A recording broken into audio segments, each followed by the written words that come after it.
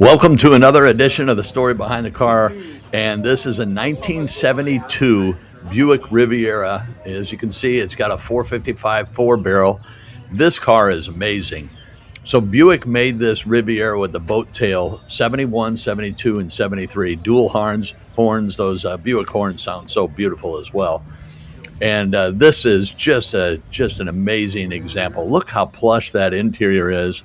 Unfortunately, the owner of this vehicle was not around. Otherwise, I would have done a story behind the car with the owner.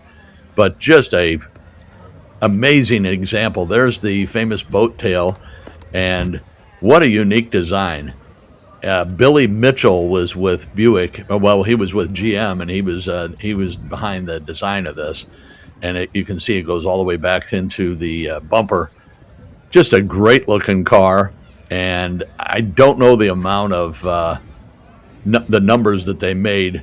Each year was a little bit different. This was a 72, and the front turn indicator on the fender had three marks, so that's how you knew this was a 72. 71 had a different, so there was slight change in each year, 71, 72, and 73.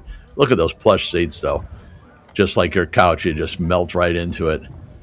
But an amazing vehicle, and I wanted to at least shoot it even though the owner wasn't around. There you can see the three turn indicator lights on the fender.